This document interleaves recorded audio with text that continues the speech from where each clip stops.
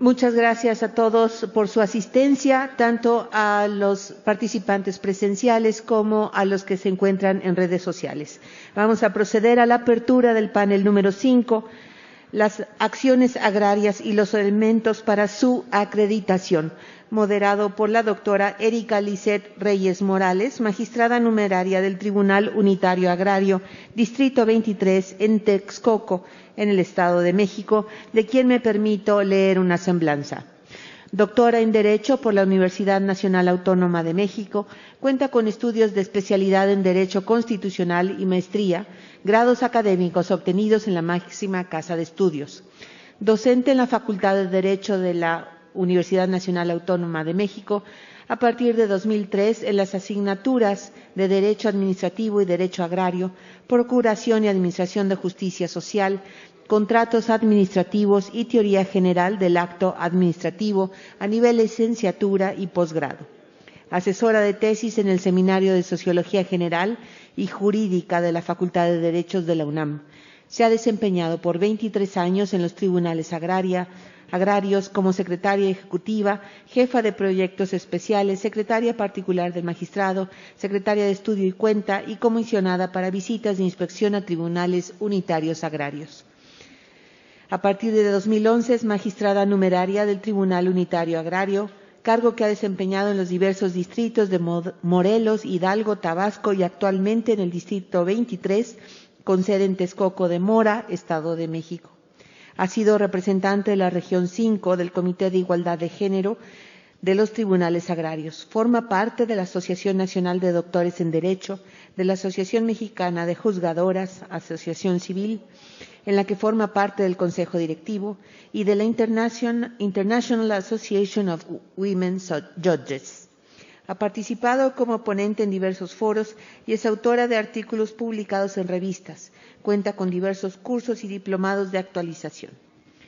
Cedo la voz a la doctora Erika Lisset Reyes Morales, magistrada numeraria del Tribunal Unitario Agrario del Distrito 23, en Texcoco de Mora, Estado de México.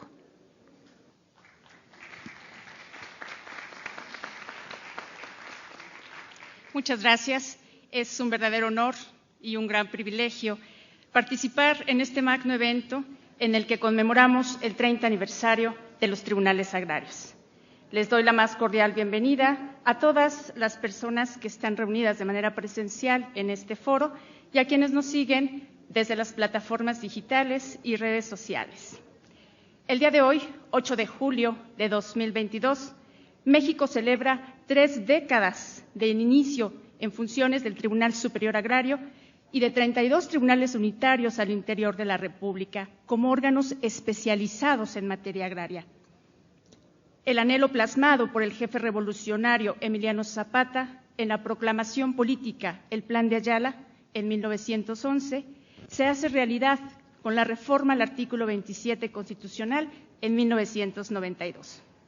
Antes de iniciar el panel, me permito hacer 2 comentarios muy puntuales. En primer lugar, expreso mi enorme gratitud al Tribunal Superior Agrario por permitirme compartir esta mesa con mis compañeros y compañeras magistrados y magistradas de los tribunales agrarios.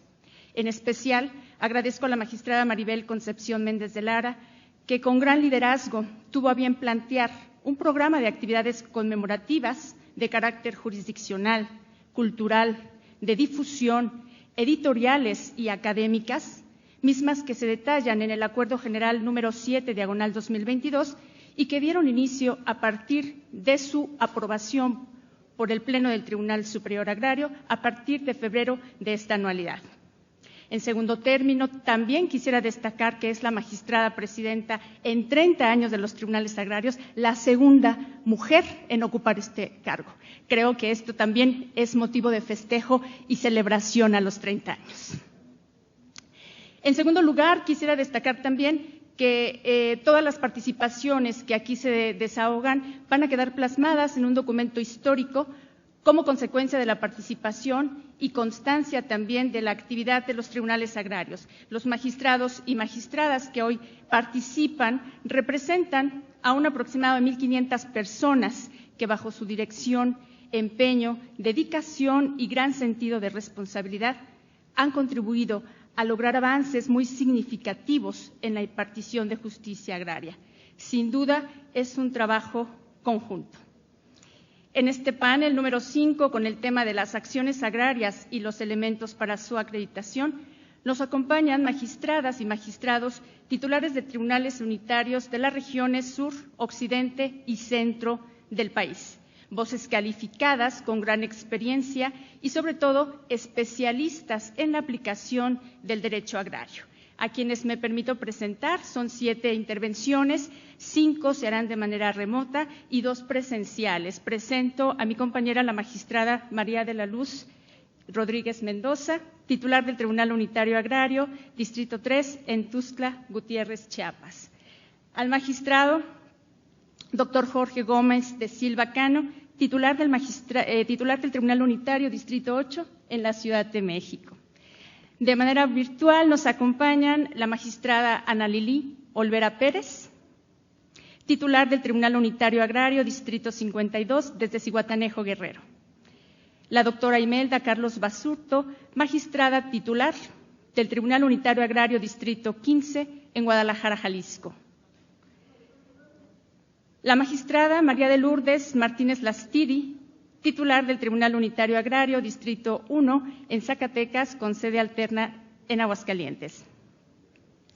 El magistrado Rafael García Zimmerman, titular del Tribunal Unitario Distrito 33 en Tlaxcala, Tlaxcala.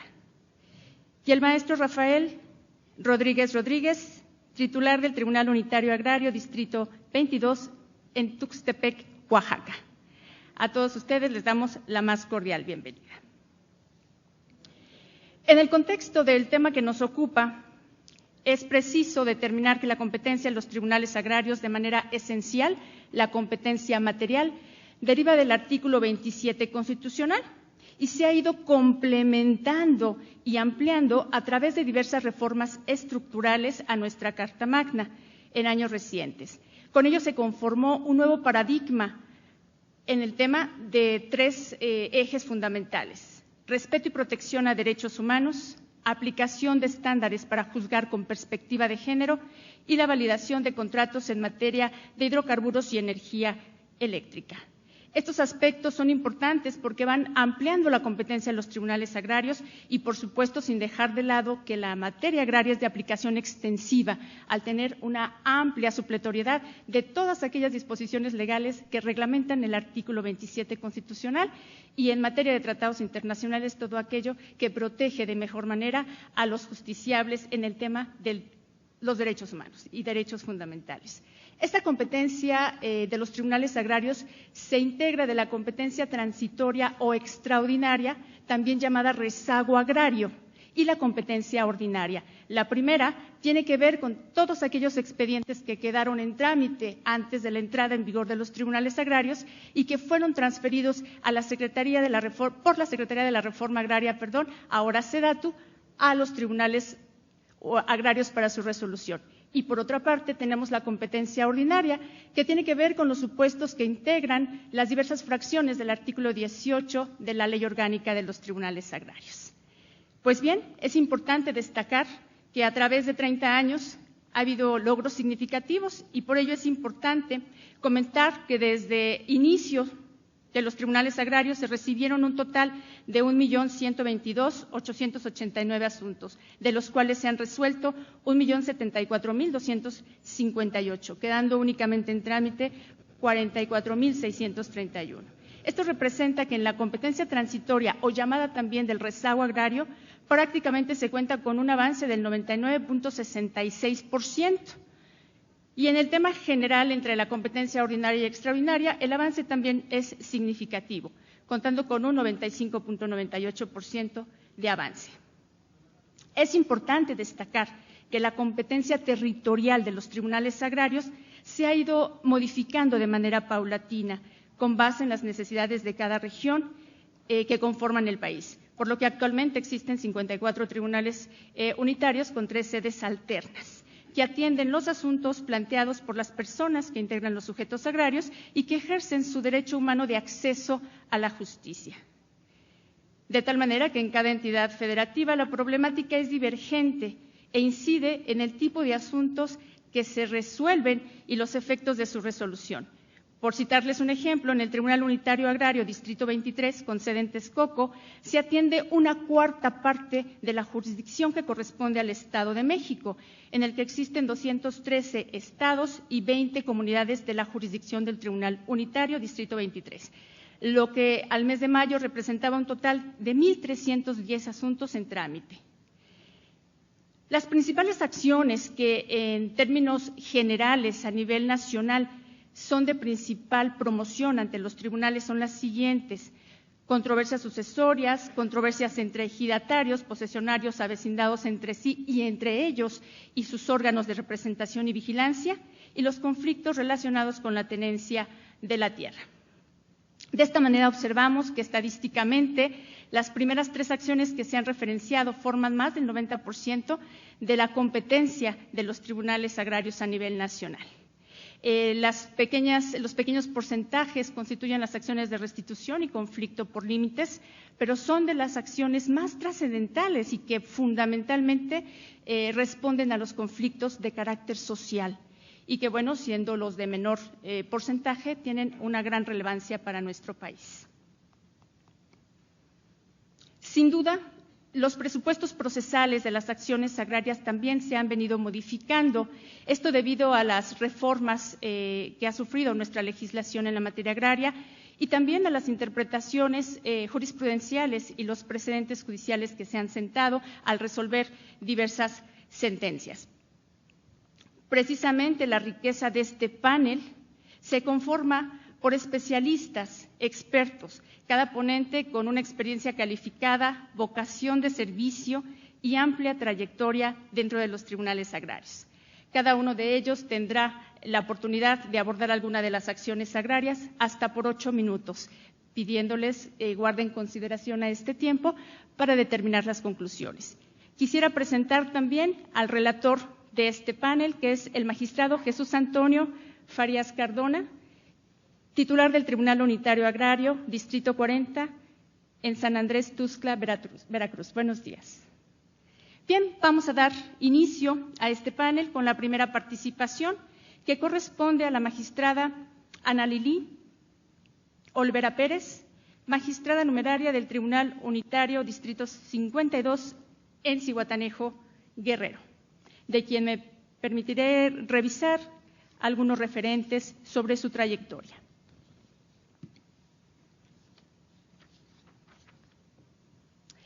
La magistrada Ana Lili es egresada de la Universidad Autónoma del Estado de Hidalgo, cuenta con estudios de maestría y es doctoranda por la Universidad Abierta de Tlaxcala, Tlaxcala.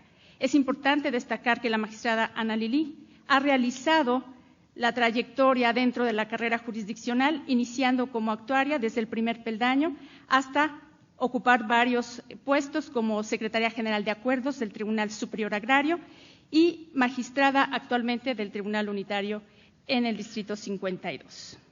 Cedo el uso de la voz a la magistrada Ana Lili.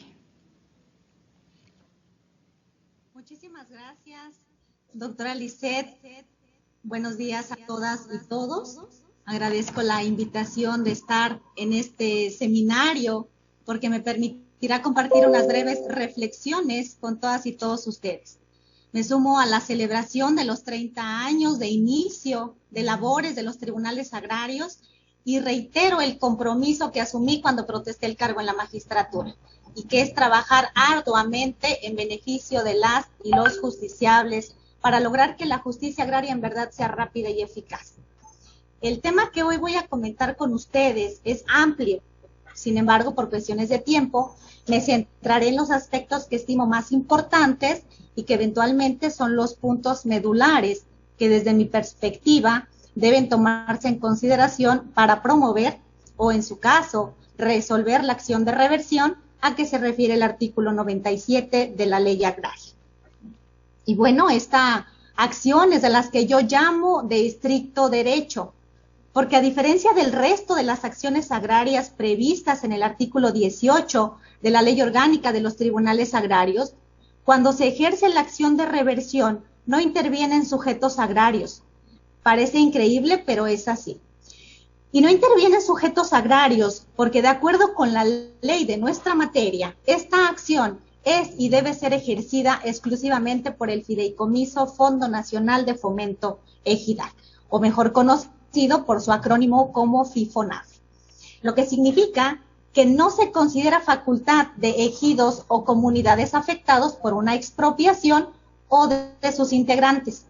El objetivo que persigue esta acción básicamente es que el FIFONAFE recupere el bien expropiado. Esta acción opera cuando no se cumplió la causa de utilidad pública que motivó la expropiación o que se cumplió, pero posteriormente el bien se destinó a un fin distinto. De tal suerte que la procedencia de la acción de reversión a que se refiere el artículo 97 de la ley de nuestra materia se condiciona específicamente a dos supuestos normativos, a que se actualicen estos dos supuestos normativos. El primero, que los bienes expropiados se destinen a un fin distinto del señalado en el decreto respectivo, y el segundo es que transcurre el plazo de 5 años y que se cumpla con la causa de utilidad pública. En cualquiera de los casos, la procedencia de la acción dará lugar a la integración de los bienes expropiados al patrimonio del FIFONAFE. Aquí es muy importante subrayar que en relación con la primera hipótesis que prevé el artículo 97 de la ley agraria, no basta que la beneficiaria de una expropiación cumpla con la causa de utilidad pública los primeros 5 años y después la cambie o deje de cumplirla, aduciendo que en principio se cumplió con el objeto por el cual se emitió el decreto expropiatorio y que las circunstancias variaron. Porque independientemente de ello, la obligación de la beneficiaria no solo es dar cumplimiento a la causa de utilidad pública los primeros 5 años, sino conservarla en todo tiempo, a través de destinar los bienes señalados a esa función. Y en relación con el segundo de los supuestos normativos, tenemos que si transcurrió el plazo de 5 años y no se ha cumplido con la causa de utilidad pública, bueno, el FIFONAFE deberá ejercer las acciones necesarias para reclamar la reversión total o parcial, según corresponda, de los bienes expropiados, los cuales se incorporarán a su patrimonio. Y aquí me imagino que le surge la pregunta, ¿a partir de cuándo se contabilizan los 5 años a que se refiere el artículo 97 de la ley agraria? Y bueno, el cómputo inicia a partir de la publicación del decreto expropiatorio en el Diario Oficial de la Federación, porque con ese acto se materializan los efectos jurídicos de la expropiación, que básicamente son sustituir el derecho de uso por el de la indemnización. Pero este plazo es únicamente para que se cumpla con la causa de utilidad pública. Y bueno, otro aspecto muy importante que debemos tomar en cuenta es quiénes son los sujetos que intervienen en la relación jurídica procesal en esta acción. Bueno, en principio intervienen como parte actora, obviamente el FIFONAFE, como parte demandada la beneficiaria con la expropiación, que es precisamente a quien se le atribuye el incumplimiento de la causa de utilidad pública o quien destinó el bien a un fin distinto para el que se expropió. También interviene la parte interesada, la tercera interesada, aunque no siempre existe, pero puede tener tal carácter aquella a quien la beneficiaria con la expropiación haya transmitido todo o en parte la superficie expropiada. Y finalmente, el Tribunal Unitario Agrario, al que por razón de competencia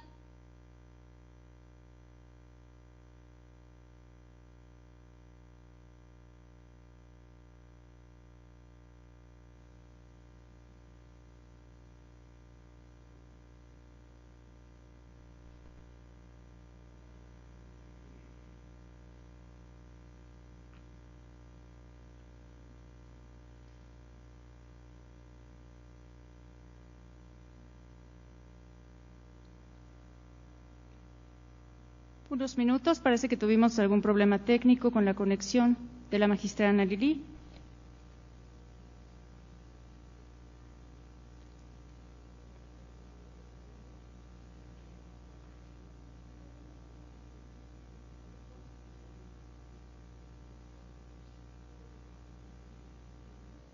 Magistrada, un momento, perdón. Adelante, magistrada. Y bueno, en la práctica, cuando se va a resolver un asunto donde se ejerció la acción de reversión, por cuestión de método y técnica jurídica, en principio se analiza el tema de la prescripción del ejercicio de la acción, pues es una de las principales excepciones opuestas por la parte demandada. Pero insisto, el estudio es bajo bajo la óptica estricta de estudiarlo en un estricto derecho. De tal suerte que si la oponen, pero en términos generales, sin especificar por qué estiman que le prescribió el derecho al FIFONAFE, el tribunal no puede ni debe suplirle la deficiencia. Pero si la vamos a resolver, es muy importante considerar los precedentes del Poder Judicial de la Federación. Específicamente, la contradicción de tesis 93/2000, que fue resuelta por la segunda sala de la Suprema Corte de Justicia de la Nación, que concluyó con la tesis de jurisprudencia de rubro reversión de bienes ejidales o comunales expropiados, prescripción de la acción relativa. Y lo comento porque en esa resolución el alto tribunal otorgó parámetros fundamentales que deben ser observados para resolver este tipo de excepción. Y bueno, en los casos en que la excepción resulte infundada, debemos entrar a analizar el fondo. Y lo primero que se hace es determinar la hipótesis de reversión que se está ejerciendo. Es decir, si se trata del primero o del segundo de los supuestos normativos que prevé el artículo 97 de la Ley Agraria, para después emitir la determinación en el sentido de si se demostró o no lo alegado por el FIFONAFE. Y de resultar procedente lo pedido, entonces ordenar que los bienes se incorporen al patrimonio de dicho fideicomiso. Y para concluir, quiero destacar que el reglamento de la Ley Agraria en materia de ordenamiento de la propiedad rural prevé con meridiana claridad el procedimiento previo para que el FIFONAFE demande ante el Tribunal Agrario correspondiente la reversión total o parcial de los bienes expropiados, y que como obligación de las y los operadores jurídicos de los tribunales agrarios debemos analizar con todo cuidado los asuntos promovidos como reversión. En principio debemos advertir con toda claridad la hipótesis que nos está planteando el FIFONAFE. Debemos tener sumamente claro si se trata del primero o del segundo de los supuestos previstos en el artículo 97 de la Ley Agraria. Y pues bueno, al final de cuentas tenemos nosotros como operadores jurídicos en este tipo de asuntos evitar suplir la deficiencia de la queja a las partes, porque insisto, no son sujetos de derecho agrario. Debemos analizar de manera cuidadosa la excepción en caso de que la opongan, de manera tal que se atiendan los argumentos tal como fueron planteados, sin suplir. Y tener en cuenta también los ordenamientos vigentes al momento de la publicación del decreto. Este decreto expropiatorio es sumamente importante porque tenemos que aplicar la ley que se encontraba vigente. Analizar con todo cuidado los tiempos en que debía de cumplirse la causa de utilidad pública y el plazo de 2 años que prevé la Ley General de Bienes Nacionales, o en los casos más recientes, el año que prevé el artículo 86 en relación con el artículo 81, párrafo último, ambos de la Ley de Asociaciones Público-Privadas. Muchísimas gracias por su atención. Espero haber sido clara en mi intervención. Quedo atenta a sus amables comentarios. Muchas gracias.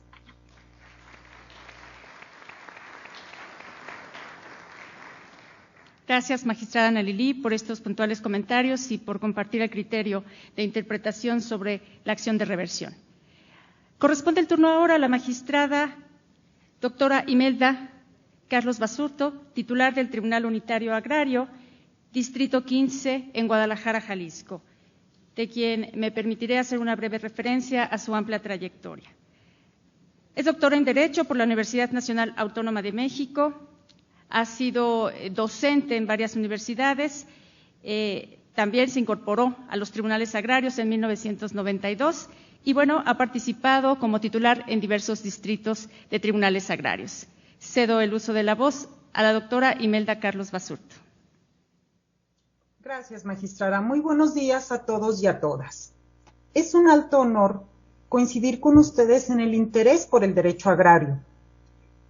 Desde este aniversario de los primeros 30 años de los tribunales agrarios, muchas gracias por la invitación a participar en este panel.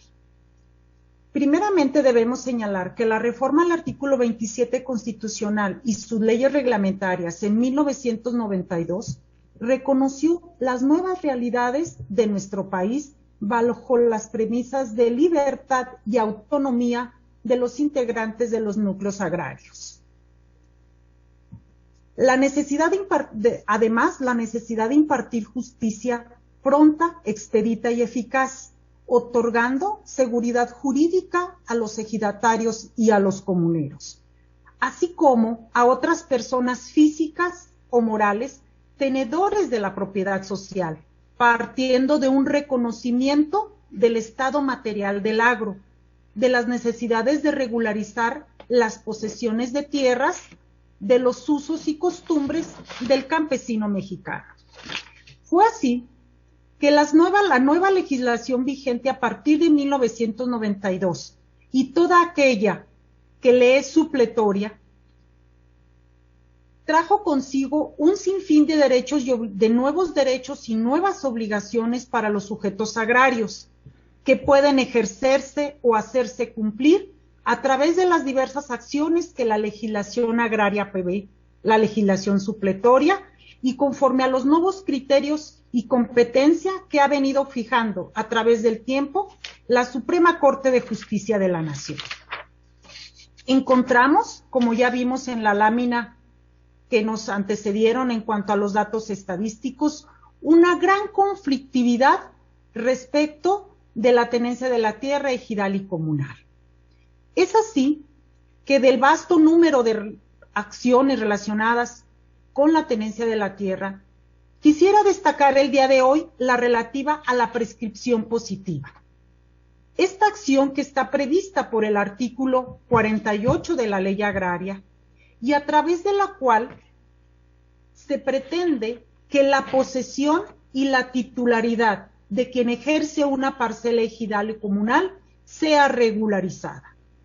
Podemos definir esta acción como aquella que puede promoverse ante los tribunales agrarios por el tenedor o poseedor de una parcela ejidal o comunal, quien la usa y la disfruta en concepto de titular, de forma continua, pacífica, de buena fe, por el término de 5 años, o bien por el término de 10 años, si es de mala fe, reitero, con la posibilidad de adquirir la titularidad de ese bien ejidal.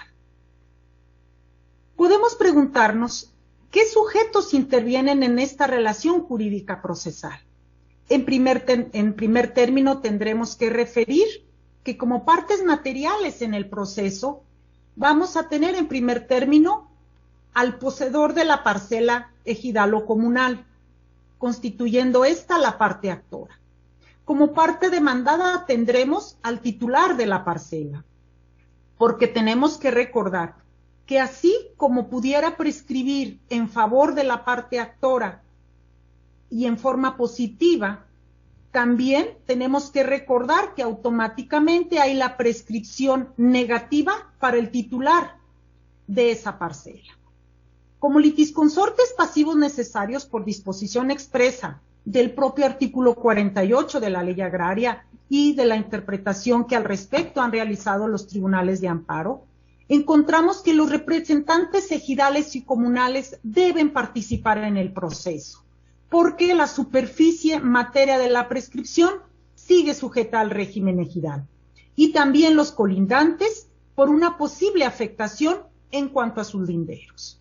Como partes formales vamos a encontrar, obviamente, el Tribunal Unitario Agrario competente por cuestión de territorio, los testigos que son sumamente indispensables para acreditar la posesión y la calidad de esta, así como los peritos que en su caso ofrecen las partes, entre otras la prueba pericial en topografía, la prueba pericial en documentoscopía o en grafoscopía. Es importante también destacar que los elementos de esta acción, justamente derivado de la definición que ya hemos aportado, es necesario que la parte actora use y disfrute de esta parcela ejidal o comunal en forma continua, pacífica y de buena fe. Es necesario también, como un elemento más de la acción, indicar cuál es la causa generadora de esa posesión. Existen criterios jurisprudenciales en ese sentido. Es necesario acudir al tribunal agrario competente, ya sea, nos lo dice nuestro artículo 48 de la ley agraria, en vía de jurisdicción voluntaria o en vía de controversia. Podríamos incluso opinar que es la única vía idónea para tramitar esta acción, la vía de controversia. Es necesario también, como un elemento más de la acción, el proporcionar los nombres y domicilios de los colindantes y del comisariado ejidal, o en su caso, comisariado de bienes comunales, para tener así la posibilidad que el Tribunal Agrario admita a trámite esta demanda y pueda celebrarse todo el procedimiento y en su momento dictarse sentencia favorable. Como aspectos relevantes podemos encontrar algunos criterios jurisprudenciales. Si nosotros consultamos la página de internet de la Suprema Corte de Justicia de la Nación, del rubro de jurisprudencias, vamos a encontrar que hay más de 100 criterios en los que se ha interpretado nuestro artículo 48 de la ley agraria. Y de estos criterios considero importante destacar dos de ellos. El primero es lo relativo a el que aparece con registro digital, número 20.03.879, que su voz lo es, prescripción positiva en materia agraria. No tiene como consecuencia directa el reconocimiento de la calidad de ejidatario del poseedor. La esencia de esta jurisprudencia lo es que en materia agraria la procedencia de esta acción no trae consigo un indefectible y directo reconocimiento de la calidad de ejidatario, sino más bien de poseedor. En nuestra práctica judicial agraria encontramos una gran problemática con este tipo de acción, que no siempre viene sola, sino que viene acompañada con un gran número de otras acciones. Acciones de nulidad del contrato con el que se pretende acreditar la causa generadora de la posesión, muchas ocasiones acciones de sucesorias, entre otras. Retos en esta materia. ¿Qué pudiéramos encontrar? En primer término, consideramos que la acción de prescripción positiva a través de estos criterios interpretativos está sumamente técnica. Y por otra parte, necesitamos un procedimiento más ágil, más eficaz para hacer realidad este principio del derecho de la sencillez y la rapidez en el trámite y solución de este tipo de controversias. Son estos aspectos relevantes con los que yo quisiera exponerles y comentarles. Estoy a sus órdenes para cualquier duda o aclaración. Muchas gracias.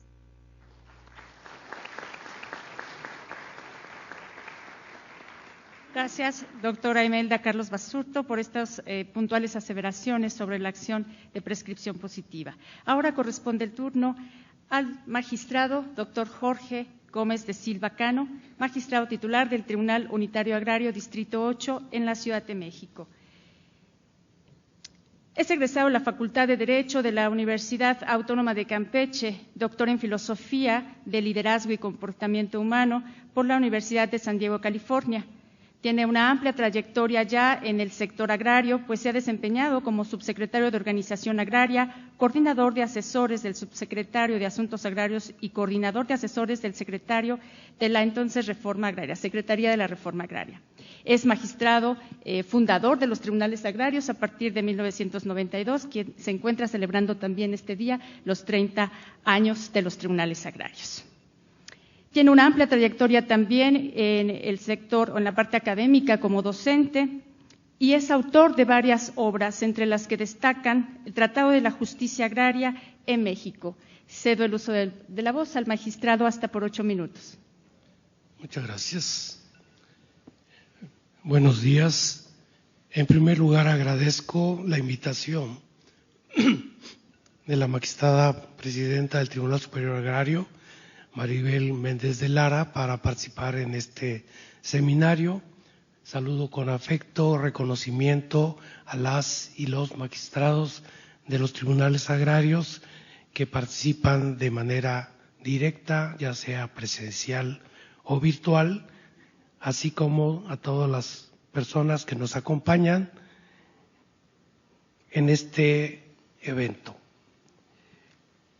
El artículo 18, fracción octava de la Ley Orgánica de los Tribunales Agrarios otorga competencia a los tribunales unitarios para conocer de los juicios en los cuales se impugna las nulidades previstas en las fracciones octava y novena del artículo 27 constitucional relacionadas con las enajenaciones de tierras, aguas y montes de los pueblos, y además se incluyen las nulidades de actos o contratos que contravengan las leyes agrarias. En el primer supuesto del apartado de este precepto se encuentran aquellos actos históricos de naturaleza ilegítima realizados por autoridades o particulares que hubieran tenido como objeto la enajenación de las tierras de los núcleos de población, así como también los actos de apariencia legítima por los cuales se haya realizado el reparto o división de las tierras de los pueblos. En la segunda hipótesis de la fracción octava de la Ley Orgánica se encuentran los actos de autoridades o de individuos, tantos quienes tengan la categoría de sujetos agrarios como de personas ajenas a los núcleos y que tengan la característica de que son opuestos a las leyes de la materia. Con respecto de actos de sujetos agrarios, sean miembros de los núcleos, ejidatarios, comuneros, posesionarios, avecindados, sucesores, causavientes, etcétera, o de los órganos internos de los núcleos, o bien se trate de particulares,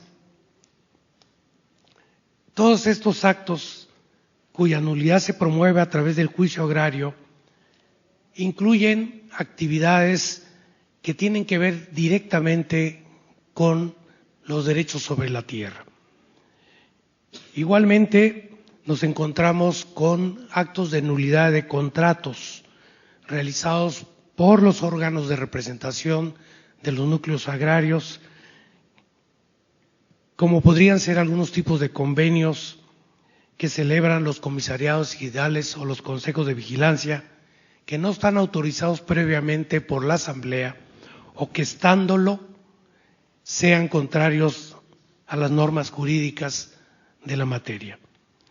Igualmente se contemplan en este rubro los contratos celebrados por los sujetos agrarios con la finalidad de transmitir derechos agrarios a favor de terceros, los documentos a través de los cuales se presenta asignar derechos como los contratos de enajenación a partir de la nueva legislación agraria o acreditar su existencia como el caso de constancias de posesión expedidas por los órganos de los núcleos agrarios, sin que haya mediado acuerdo de asamblea que expresamente otorgue dicha facultad. Forman parte de este tipo los contratos de compraventa realizados por particulares respecto de terrenos de propiedad de los núcleos agrarios sustentados en informaciones ad perpetuam o en inmatriculaciones realizadas por órganos judiciales del fuero civil o por autoridades administrativas. Es común promover el juicio agrario para demandar la nulidad de asambleas generales de ejidatarios o comuneros relativas a diversos tipos de acuerdos como la asignación de parcelas, de derechos de uso común o de solares para el asentamiento humano, o también asambleas relacionadas con los procesos electorales llevados a cabo en los ejidos y en las comunidades, en los cuales se reclama desde la nulidad de las convocatorias, el acta no verificativo, hasta uno o varios de los acuerdos de la asamblea correspondiente. Tratándose de nulidad de actos, específicamente de asambleas generales, invariablemente se requiere a la parte que promueve que acredite su interés jurídico y su legitimación y que exhiba el documento base de su acción, pues corresponde al tribunal revisar minuciosamente los términos en que se hubieran expedido las convocatorias respectivas, atendiendo a la temporalidad de las mismas en relación directa con el tipo de asamblea, si requiere o no de formalidades especiales, quiénes y con qué carácter lanzaron las convocatorias, en el caso de que a la primera convocatoria no hubiera comparecido el quórum legal, si se levantó el acta de no verificativo, si se expidió la segunda convocatoria conforme a derecho, el lugar señalado para la celebración de la convención ejidal o comunal, si se siguió el orden del día previsto en las convocatorias al desahogarse la asamblea. Igual de importancia es verificar, en el caso de asambleas que requieren formalidades, si se contó con la presencia de la Procuraduría Agraria y de un fedatario público durante la celebración del acto referido. En otros casos se demanda la nulidad de la designación de sucesores o de la transmisión administrativa de derechos agrarios a través del Registro Agrario Nacional, sea vía sucesoria, conforme a la lista de sucesión registrada o derivada de un contrato de enajenación de derechos parcelarios. En cuanto a la nulidad de contratos celebrados contrarios a las leyes agrarias, estos comprenden desde convenios realizados por los integrantes de los órganos internos del núcleo relacionados con la explotación o aprovechamiento de las tierras de propiedad social o con la ocupación temporal de determinadas superficies para el desarrollo de obras de infraestructura, hasta contratos celebrados por los sujetos agrarios con terceros, también para la explotación o aprovechamiento de las tierras, o aquellos contratos relativos a la transmisión de derechos por vía de enajenación en cualquiera de sus formas legales. Derivado de las reformas en materia energética y de hidrocarburos, se generaron numerosos contratos de ocupación para la introducción de gasoductos o la instalación de líneas de transmisión que han requerido la validación de los tribunales agrarios. No obstante, es frecuente que se plantee ante los mismos tribunales acciones de nulidad de dichos contratos, generalmente sustentándose en que los valores pactados son inferiores a los del mercado. En el caso de obras de infraestructura en que las autoridades administrativas gubernamentales han optado por la celebración de contratos de ocupación temporal, en vez del procedimiento expropiatorio, es constante la inconformidad de los sujetos agrarios, pero surgen numerosas demandas de presuntos posesionarios o de ejidatarios o de sus causavientes que reclaman que no se les pagó lo justo por sus tierras y frenan el desarrollo de las obras mientras intentan la nulidad a través de los tribunales agrarios, o bien los nuevos integrantes de los órganos de representación y vigilancia de ejidos y comunidades que desconocen los pactos celebrados con los anteriores representantes y demandan nuevos pagos por la ocupación de sus tierras.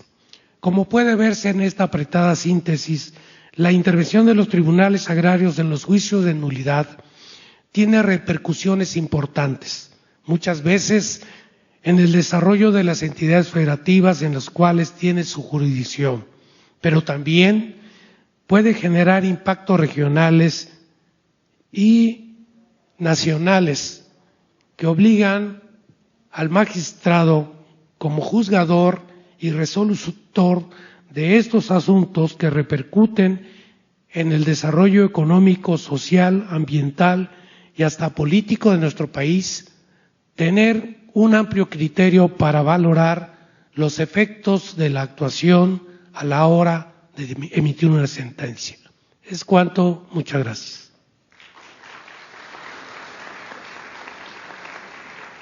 Gracias, doctor Jorge Gómez de Silva Cano. Corresponde el turno a mi compañera, la magistrada María de la Luz Rodríguez Mendoza, titular del Tribunal Unitario Agrario, Distrito 3, con sede en Tuxtla Gutiérrez, Chiapas, quien nos acompaña de manera presencial, quien es egresada por la Universidad de Colima, con estudios de maestría y próxima a obtener el grado de doctora en Derecho por la Universidad Autónoma de Nuevo León. Cuenta con una amplia trayectoria en el sector agrario a partir de 1993 en la Procuraduría Agraria, en la que se ha desempeñado como abogada agraria, jefe de departamento jurídico, subdelegada y delegada federal de esta institución. Inicia como magistrada en los tribunales agrarios y, bueno, corresponde el uso de la voz. Muchas gracias. Buenos días a todos. Agradezco muy sentidamente a la magistrada presidenta la invitación a participar en este importante seminario en conmemoración de los 30 años. Desde luego a las y los magistrados al Pleno del Tribunal Superior Agrario por esta oportunidad. Yo les platico a algunos compañeros magistrados que veo ahora como compañeros y los vi cuando fui abogada agraria, el magistrado Lemus en Colima, a Suar en Colima, a Betancur en Guadalajara. Y recuerdo, les digo mucho, el recuerdo de la magistrada Lastiri, porque juntos iniciamos en 1992 la Procuraduría y los tribunales agrarios, nuevos todos en este nuevo derecho agrario, en la nueva justicia agraria, conociendo la nueva ley agraria y aprendiendo juntos Procuraduría y tribunales. Pero siempre los magistrados muy bondadosos, recuerdo mucho a la magistrada Lastiri, que nos orientaba con la mirada a cómo atender los juicios nosotros como abogados. Ese cariño a los tribunales y a los titulares siempre va a estar en el corazón, pero como Procuraduría Agraria también debemos de reconocer los aciertos y los defectos que incurrimos, y ahora con esta visión institucional de los tribunales agrarios es importante destacar que no hay justicia, no hay impartición de justicia sin procuración de justicia. Estamos muy vinculados y la actuación de ellos nos repercute para bien o para mal. Hemos concebido y se ha concebido desde su nacimiento de 1992 a la Procuraduría Agraria como el ombudsman agrario de los campesinos. Y en términos generales, el ombudsman debe de gozar de plena y completa autonomía, tanto en el orden jerárquico como financiero. Debe de realizar su trabajo sin tener la facultad de emitir decisiones de derecho vinculantes como le corresponde a un juez. Debe de ser más flexible y tener un ámbito de libertad mayor a la del juez en el despliegue de sus acciones.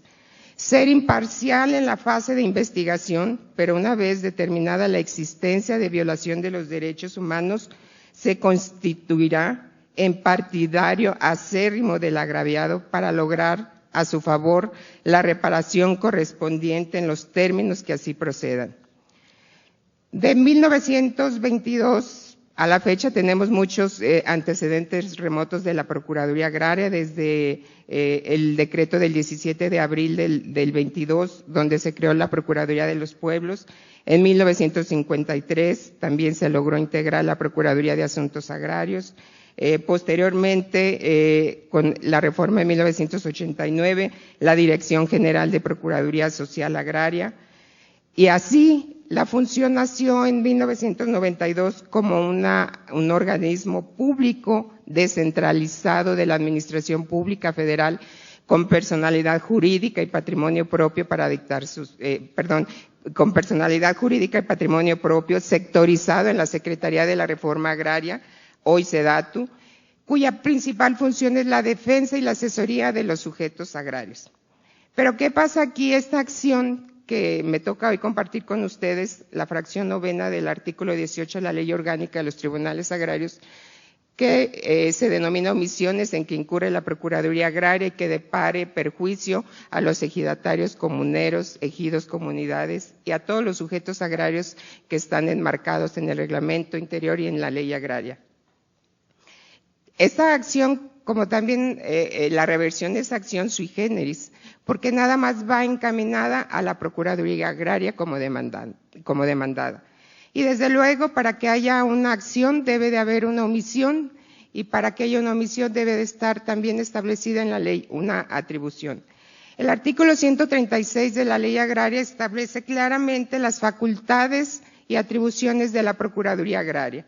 Entre ellas, y destaco las más importantes, que tienen e inciden en la función jurisdiccional, coadyuvar y, en su caso, representar a las personas a que se refiere el artículo anterior en asuntos y ante autoridades agrarias, asesorar sobre las consultas jurídicas planteadas, promover la conciliación de intereses entre las personas, prevenir y denunciar ante la autoridad competente, denunciar el incumplimiento de las obligaciones o responsabilidades de los funcionarios agrarios, ejercer con el auxilio de la participación de autoridades locales las funciones de inspección y vigilancia, investigar los casos y denunciar los casos de acaparamiento de tierras, denunciar ante el Ministerio Público las posibles irregularidades que se cometan en perjuicio de los campesinos. ¿Pero qué significa estas atribuciones? Si el ejidatario, comunero o sujeto agrario que está enmarcado en el 136 de la Ley Agraria y en el 4º y 5º del Reglamento Interior de la Procuraduría Agraria acuden al Tribunal Agrario a demandar la omisión en que incurrió, de las más recurridas en los 30 años de creación de los tribunales agrarios, que según los datos estadísticos de la Secretaría General han sido 3.900 asuntos en todo el país. Realmente es poco lo que se ha actuado en ese sentido. ¿Por qué? Porque considero que en lugar de acudir al Tribunal Agrario a demandar que la Procuraduría Agraria cumpla su función, lo hacen directamente ante los órganos internos de control o ante la propia institución a través de las quejas administrativas. ¿Por qué? Porque sabemos la naturaleza en algunos de los casos de los juicios agrarios. Por la imposición de los abogados, por el desahogo de pruebas, podemos retardar. Si hay una denuncia, si hay un despojo en un ejido que le afecte verdaderamente a sus intereses, la Procuraduría Agraria debe actuar porque el 136 le obliga a denunciar. Sería un contrasentido que vengan al Tribunal Agrario a demandar a la Procuraduría Agraria para que a su vez vaya y denuncie ante el Ministerio Público a la autoridad que corresponda para que actúe en consecuencia. Recordemos también que las funciones de la Procuraduría Agraria son a petición de partes. Solo en 2 aspectos actúan de oficio. Una de ellas se la señala el artículo 61 de la Ley Agraria, cuando habría que demandar la nulidad de la asignación cuando considere que fue en perjuicio de los ejidatarios o comuneros, según sea el caso. Para esto y los elementos de la acción, pues desde luego debe de haber una solicitud de servicio del campesino, ejidatario, comunero o alguno de los sujetos establecidos en la Ley Agraria. Esa solicitud de servicio, enmarcada desde luego en la atribución que le corresponde a la Procuraduría Agraria, debe de haber en consecuencia la omisión, es decir, no convocó a una asamblea, no denunció, no concilió, no gestionó, no lo representó ante los tribunales agrarios o tuvo una deficiente o nula defensa en un juicio agrario. Esas son las omisiones que pudieran demandar ante los tribunales agrarios. Pero insisto, ¿qué sentido tendría si la consecuencia es hazlo? Yo creo que aquí valdría la pena hacer un examen y una autocrítica también en la institución de hasta qué grado están actuando conforme lo establece el 136, el 27 constitucional, los artículos 4 y 5 de su reglamento interior. Es muy poco lo que se ha actuado con estas omisiones en que pudiera incurrir la Procuraduría Agraria, pero en lo que más nos impacta a nosotros como tribunales y en los que sí quisiéramos que de veras se actuara es en la representación legal. La defensa o en su caso, en algunos de los casos, acudir a imponerse a los juicios agrarios nos retrasa completamente la celeridad y la prontitud que nosotros quisiéramos hacer. En la mayoría del país, de los tribunales agrarios, más del 50% de los expedientes los tramita y los lleva a la Procuraduría Agraria.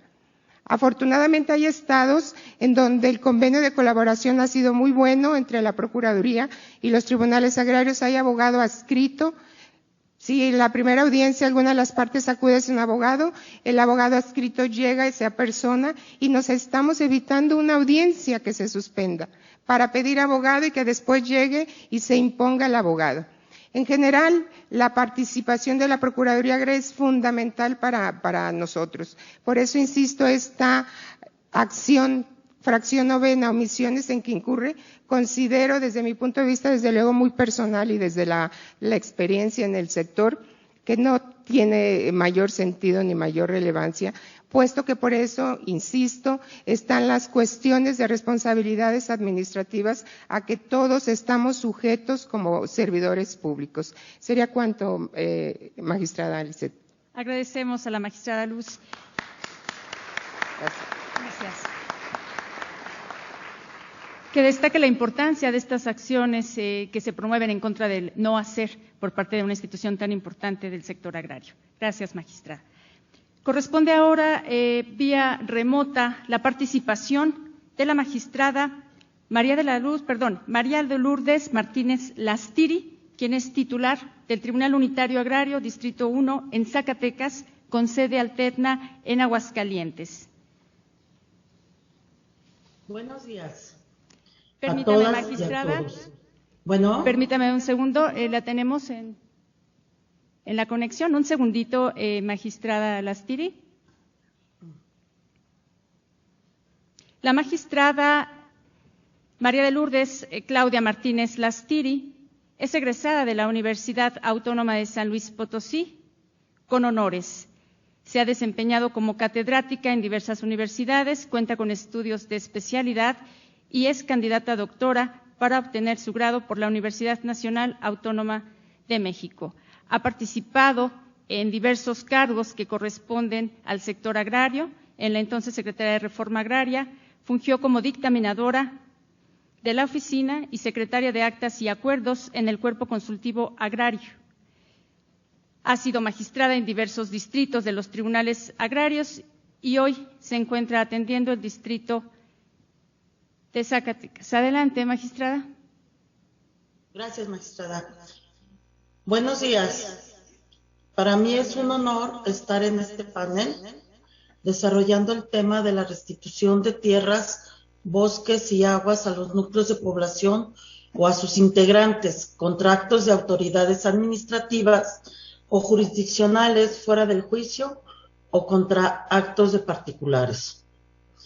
La restitución de tierras es una de las acciones más representativas de la reforma agraria, ya que no debe olvidarse que la normatividad constitucional en la materia surge fundamentalmente con el ánimo de restituir tierras, bosques y aguas a los núcleos de población, ejidales o comunales que habían sido despojados de ellas. De esta manera tenemos que el concepto gramatical es restituir, devolver lo que se posee injustamente. El objetivo de la restitución permite a los pueblos o comunidades, a los ejidatarios en lo individual, posesionarios, que han sufrido el despojo de sus tierras, aguas y bosques, les sean devueltos acreditando la propiedad de dichos bienes y comprobando el referido despojo. De esta manera tenemos que los elementos de la acción son que se demuestre la propiedad del bien, a restituir la posesión del demandado y la identidad de la misma. Entonces tenemos que en el marco legal tenemos que contemplar el artículo 27 constitucional, el artículo 49 de la ley agraria, el artículo 18, fracción segunda de la ley orgánica de los tribunales agrarios. Y posteriormente contemplaremos que los sujetos que intervienen en la relación jurídico-procesal son en este tipo de conflictos las partes son por lo general los núcleos de población ejidales o comunales, que como ya lo dije han sido despojados o sean privados ilegalmente de sus tierras o de sus aguas. Asimismo, resulta importante destacar la tesis de jurisprudencia del Tribunal Superior Agrario, que es dentro de los precedentes referente a la restitución de tierras ejidales o comunales, la privación ilegal como presupuesto de fondo de la acción en términos del artículo 49 de la Ley Agraria, que no refiere a actos de despojo o violencia, sino a la falta de derecho para ocupar la superficie controvertida. Y asimismo, hay una jurisprudencia que amplía el conocimiento y naturaleza jurídica de la acción restitutoria en materia agraria, emitida por la Segunda Sala de la Suprema Corte de Justicia de la Nación, en su actividad interpretativa de la ley, que estableció que la acción de restitución que pueden ejercitar los núcleos de población, ejidales o comunales, tiene una naturaleza real, declarativa y de condena. Es una definición que emana de la jurisprudencia de la Segunda Sala número 181/2007, que es de octubre de 2007 y cuyo rubro es restitución agraria. La privación ilegal de las tierras y aguas no es un elemento constitutivo de la acción relativa, sino una cuestión de fondo de la acción deducida. Es decir, los hechos, aquí se tienen que contemplar los hechos o elementos constitutivos de la acción de restitución, que como ya se dijo, es la propiedad de los bienes cuya restitución se exige, la posesión o detención o detentación del bien que se pretende restituir por el demandado y la identidad.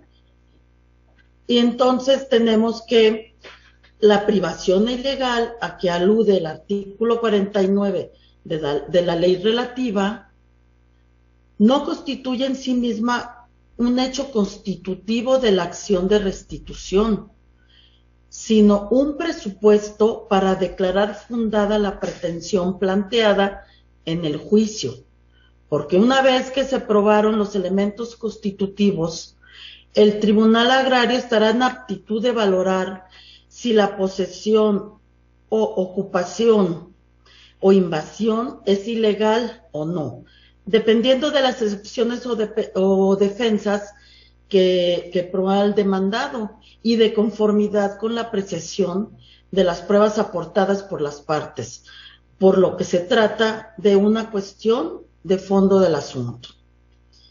Y para concluir, yo me observo que tanto los núcleos de población, ejidales o comunales, así como sus integrantes, que por actos de autoridades administrativas o jurisdiccionales, fuera de juicio o contra actos de particulares, hayan sido privados ilegalmente de sus tierras o aguas, podrán acudir ante el Tribunal Unitario Agrario a solicitar su restitución.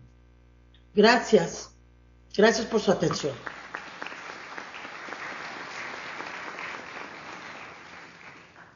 Agradecemos a la magistrada María de Lourdes Martínez Lastiri por su intervención en puntualizar los elementos de la acción restitutoria. Corresponde ahora el turno, vía remota también, al magistrado Rafael García Zimmerman, titular del Tribunal Unitario Agrario, Distrito 33, con sede en Tlaxcala, Tlaxcala. El magistrado Rafael García Zimmerman es licenciado en Derecho por la Universidad Autónoma de México. Ingresó a los tribunales agrarios desde 1992, por quien también celebramos este 30 aniversario con él. Y bueno, ha fungido con diferentes cargos al interior de los tribunales agrarios como secretario de Estudio y Cuenta del Tribunal Superior Agrario. También fungió como parte de alguna estructura de diversos tribunales unitarios y como titular en diversos distritos, 25, 26, 15, 40 y actualmente en el estado de Tlaxcala. Cedo el uso de la voz al magistrado Rafael García Zimmerman.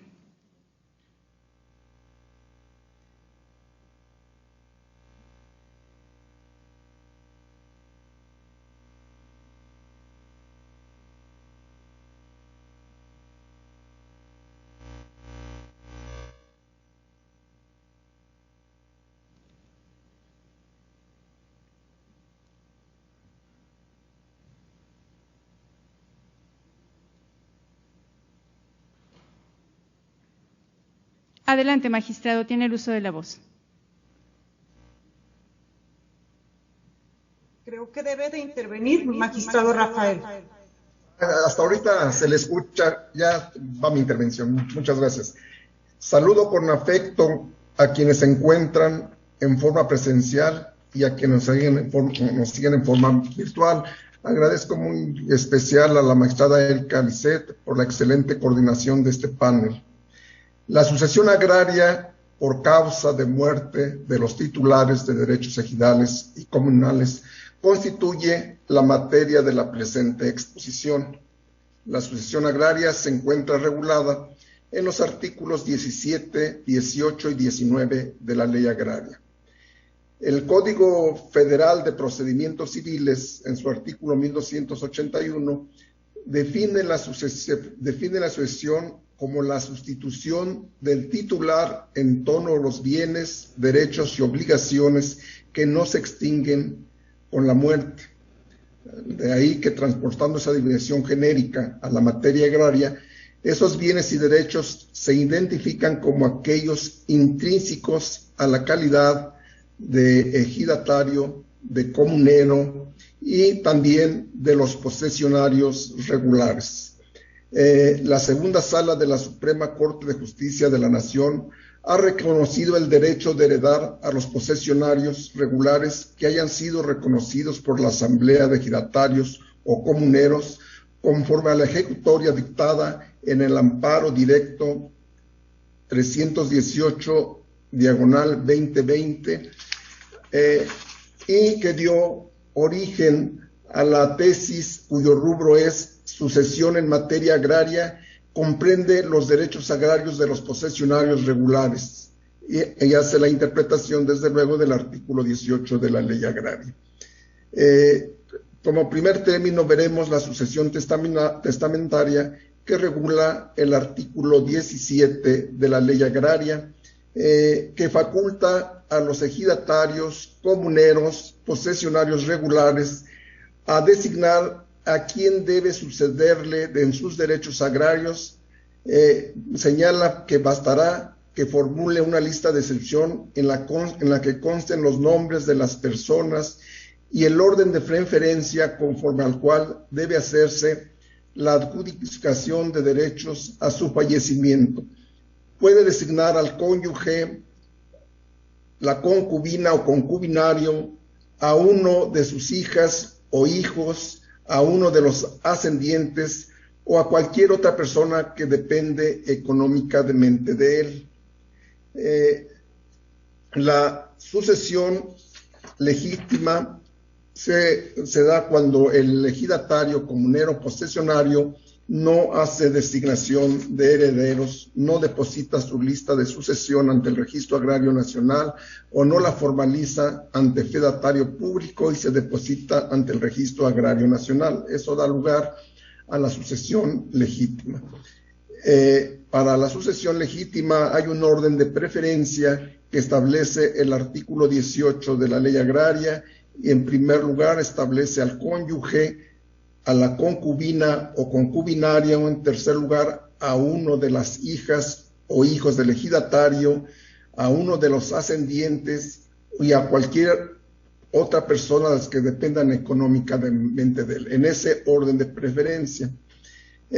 Cuando el ejidatario o comunero o posesionario realiza el depósito de lista de sucesión, la persona interesada, ya sea el sucesor, un familiar directo, acudirán al Registro Agrario Nacional previa acreditación de su interés y el fallecimiento del titular de los derechos agrarios por la vía administrativa. Solicitará información de dicho depósito y, en caso de existir, el registrador, ante la presencia del interesado y de por lo menos 2 testigos de asistencia, abrirá el sobre e informará el nombre de las personas que se encuentren designadas, y una vez que se presente el sucesor, se asentarán los datos del folio correspondiente y se procederá a expedir el o los certificados respectivos que acrediten la adjudicación de los derechos por la vía sucesoria testamentaria. Es sin duda la vía administrativa la idónea para la transmisión de los derechos sucesorios cuando existe depósito de lista de sucesión o disposición testamentaria inscrita en el Registro Agrario Nacional. No es por la vía de jurisdicción voluntaria que debe tramitarse este tipo de procedimientos, es directamente ante el Registro Agrario Nacional. Ante los tribunales agrarios se promoverá la controversia relativa a la sucesión de derechos ejidales. En lo particular, comparto los diferentes criterios de algunos tribunales colegiados del circuito que han determinado que la jurisdicción voluntaria no es la vía idónea para tramitar una sucesión legítima. Establecen que, y comparto ese criterio, de que la jurisdicción voluntaria tiene por objeto autentificar determinados actos, y por lo que respecta en los juicios sucesorios, los tribunales agrarios extinguen, modifican y crean derechos y cancelan documentos. Entonces debe ser necesariamente la vía sucesoria. En esa tesitura nos encontramos que en el juicio sucesorio que regula el artículo 18, fracción séptima de la Ley Orgánica de los Tribunales Agrarios, intervienen en la relación jurídico-procesal en la demanda que se presenta ante el Tribunal Agrario, y si está debidamente requisitada, se celebrará la audiencia en la cual se desahogarán las pruebas que ofrece el interesado y se emitirá la sentencia que corresponda. Las partes que integran la relación jurídica procesal son el actor o interesado que considera que debe abrirse el juicio intestamentario para determinar a quién le asiste el mejor derecho a heredar, ¿verdad? Para la tramitación y los requisitos que se requieren para la procedencia de la controversia agraria, se debe de acreditar la calidad agraria del ejidatario, comunero o posesionario regular. La calidad agraria se acredita con el certificado parcelario, con el certificado de derechos sobre tierras de uso común o con la resolución del Tribunal Agrario correspondiente. Además de acreditar esta calidad, debe acreditarse la vigencia de los derechos agrarios del ejidatario, comunero o posesionario, para lo cual el Tribunal Unitario Agrario, desde que admite la demanda, deberá girar oficio al Registro Agrario Nacional para que informe sobre si se encuentran vigentes los derechos agrarios y nos diga si existe depósito de lista de sucesores o de algún testamento público de designación de herederos. También debe acreditarse el fallecimiento del titular de los derechos agrarios y el interés jurídico del interesado conforme al orden de preferencia que establece el artículo 18. Si es el cónyuge o la cónyuge, lo acreditará con el acta, con la copia certificada del acta de matrimonio. Esta acta deberá ser vigente posterior al fallecimiento del ejidatario, dado que la situación civil, si nos presentan un acta de matrimonio llave antigua, la situación jurídica civil de la interesada pudo haber cambiado. Entonces es necesario que sea vigente para tener por acreditado el matrimonio. La concubina o el concubinario deberá acreditarse a través del desahogo de la prueba testimonial, que es la prueba idónea para acreditar esta relación jurídica.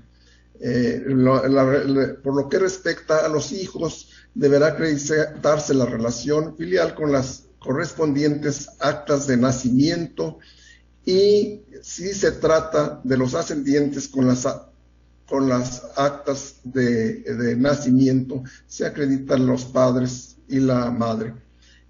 Posteriormente, los dependientes económicos igualmente deberá de acreditarse a través de las pruebas testimoniales correspondientes.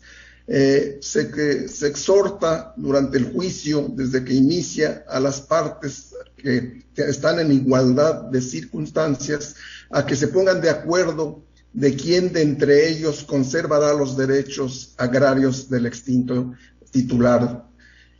Si no se ponen de acuerdo, el artículo 18 de la ley agraria establece que una vez declarados los sucesores legítimos, se les otorga un término de 3 meses para que se pongan de acuerdo ya los que hayan sido declarados sucesores legítimos.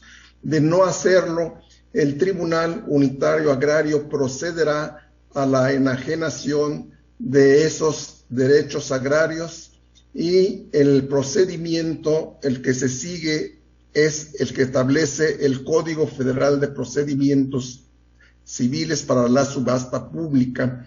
Se requiere de un avalúo y una subasta pública en primera y en segunda y hasta tercera y hasta más almonedas, disminuyendo el precio en que se hayan valuado los bienes agrarios. Estamos en tiempo de concluir, caso de magistrado. que no exista se agote el orden de preferencia que establece el artículo 18 y no exista sucesores registrados, igualmente los bienes agrarios se subastan y el producto se entregará al núcleo de población ejidal. Pues esa sería mi intervención, salvo concluir diciendo que nos refirieron hace un momento en la estadística que el porcentaje de juicios sucesorios como acción agraria en los tribunales agrarios constituye el 47% del total de las cargas de trabajo. Como podrán ver, pues casi es la mitad de lo que resuelven los tribunales agrarios. Todavía existen muchas irregularidades en la tramitación, a pesar de que es un tema que siempre está a la orden del día, ¿verdad? Sería por mi parte todo. Muchas gracias por su atención. Agradecemos al magistrado Rafael García Zimmerman por su intervención en la acción de mayor promoción ante los tribunales agrarios. Gracias, magistrado. Corresponde ahora el uso de la voz vía remota del magistrado Rafael Rodríguez Rodríguez, quien es titular del Tribunal Unitario Agrario, Distrito 22, con sede en Tuxtepec, Oaxaca. Es originario de la Ciudad de México, egresado de la Universidad del Valle de México y ha colaborado en el sector agrario desde 1984 en la entonces Secretaría de la Reforma Agraria. Tiene el uso de la voz, magistrado, quien también está celebrando como fundador de los tribunales agrarios este 30 aniversario. Adelante, hasta por 8 minutos. Muchas gracias, magistrada. Agradezco también a la magistrada presidente esta oportunidad para participar en este panel. Pues comentarles que dentro de los asuntos de la competencia de los tribunales unitarios agrarios que se encuentran establecidos en el artículo 18 de la Ley Orgánica de los Tribunales Agrarios, en su fracción quinta, están los conflictos relacionados con la tenencia de las tierras ejidales y comunales. Vista solo de una manera literal tal hipótesis, podríamos pensar que se trata de un simple enunciado, cuya acción no representa mayor problema para resolver. Sin embargo, durante mi experiencia como colaborador de estos tribunales desde su nacimiento, en realidad se pueden presentar diversas aristas que hacen compleja la determinación que se adopte para su resolución. Dentro de las partes que integran la relación jurídica procesal, podemos encontrar prácticamente inmersos a todos los sujetos agrarios, llámense ejidatarios, comuneros, sucesores de ejidatarios o comuneros, ejidos, comunidades, pequeños propietarios, avecinados y jornaleros agrícolas.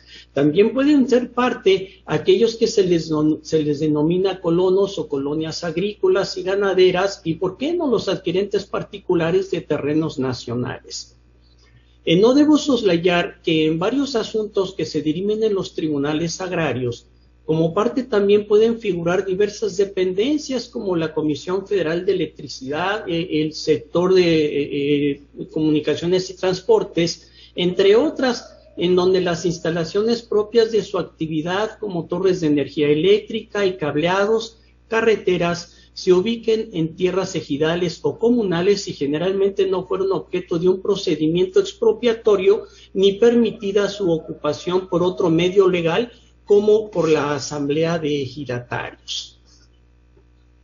El primer dato que podemos encontrar en dicha acción es que el asunto es controvertido entre dos o más de los sujetos antes vistos, y como elementos de la acción, el actor debe acreditar, tal y como lo comentó también hace un momento la magistrada Martínez Lastiri, ¿verdad? Ser el titular de la superficie de que se trata, es decir, si es un particular, ya sea ejidatario o comunero, con su correspondiente certificado de derechos agrarios, certificado parcelario con la sentencia relativa al tribunal agrario competente, e incluso con la asignación formal por parte del órgano supremo del núcleo de población o transmisión de derechos debidamente formalizada. En caso de que ninguna de las partes sea titular de derechos de ejidatario o comunero, se debe acreditar un mejor derecho a poseer la superficie en conflicto, analizando su causa generadora, sin que baste que solo se observe el disfruto fáctico de las parcelas ejidales o comunales en un momento determinado, acorde con los artículos 14, segundo párrafo, y 17, primer párrafo de la Constitución Política de los Estados Unidos Mexicanos, pues de esta manera se impide la violación injustificada del derecho de posesión de otros. El actor también debe acreditar la posesión por el demandado de la cosa perseguida y la identidad de la parcela controvertida.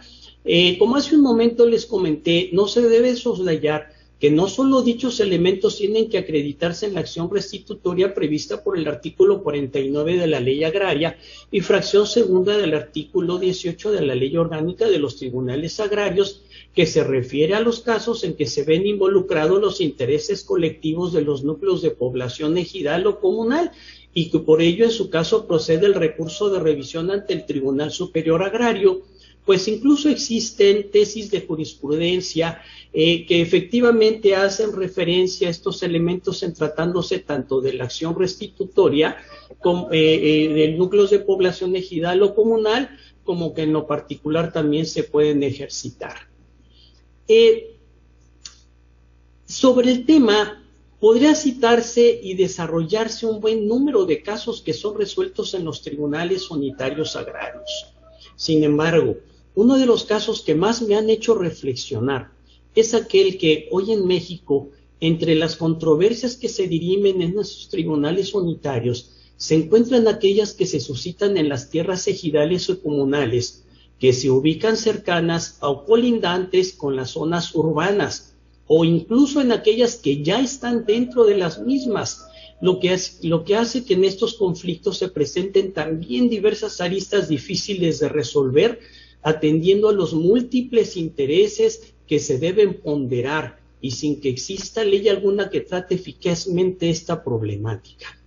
De esta manera, y por solo citar una hipótesis o caso concreto, los propios ejidatarios o comuneros, al verse bajo el riesgo de que por el crecimiento de una zona urbana sus tierras sean invadidas, prefieren fraccionarlas y venderlas a personas ajenas a los miembros del núcleo de población ejidal, y estas a su vez, si no las han revendido a otras personas, las ocupan para vivir en ellas construyendo sus viviendas, siendo todo esto con la anuencia expresa o tácita de la Asamblea de Ejidatarios, pues incluso transcurren en ocasiones años en los que, sin haber sido regularizada esa zona de asentamientos humanos, que incluso va creciendo, se sigue permitiendo tal situación y aún así reclaman, ya sea como núcleo de población ejidal o comunal, o bien en lo particular, el mejor derecho a poseer las tierras de que se trate y como consecuencia la restitución de las mismas.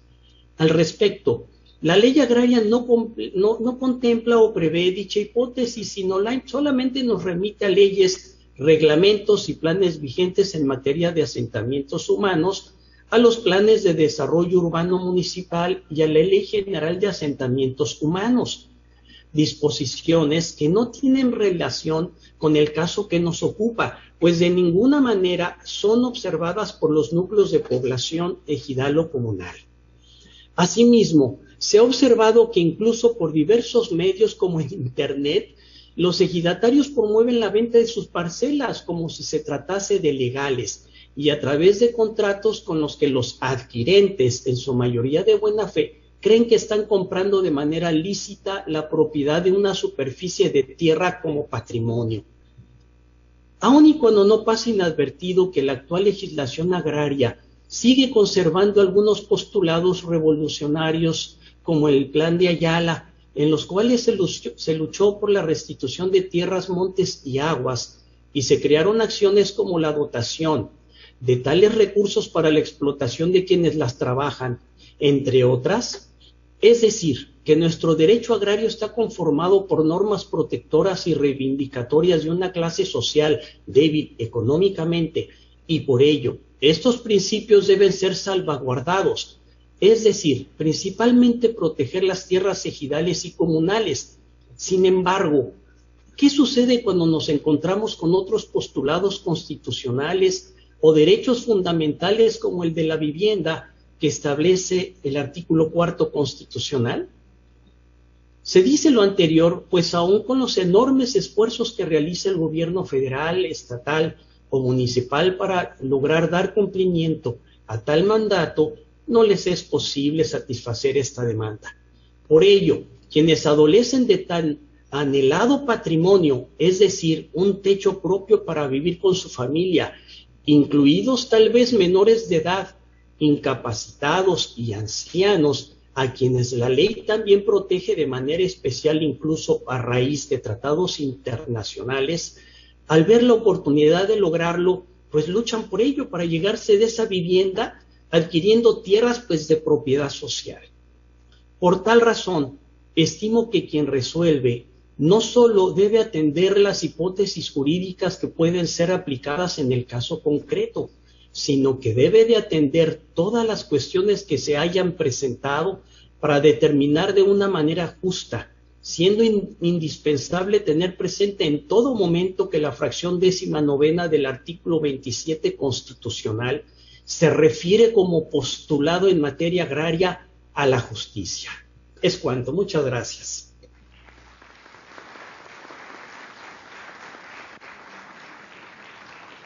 Agradecemos la intervención del magistrado Rafael Rodríguez. Les comunico que estamos en tiempo de cerrar la etapa conclusiva de este panel número 5 denominado Acciones Agrarias, y tenemos muchísimos comentarios, muchas preguntas y planteamientos a los diversos ponentes, que me gustaría, si no tienen inconveniente, leer solo alguno para cada uno y buscar que en un minuto pudiéramos hacer una reflexión final, con el compromiso de hacer llegar a los ponentes y algunas preguntas de la mesa, compartirlas a los integrantes del panel. Para la magistrada Ana Lili, la pregunta es de Adalid Reynoso y nos dice: un tercero interesado, comisariado ejidal, ¿puede realizar la denuncia al Tribunal Unitario Agrario solicitando al FIFONAFE apersonarse, ya que éste no inicia la acción?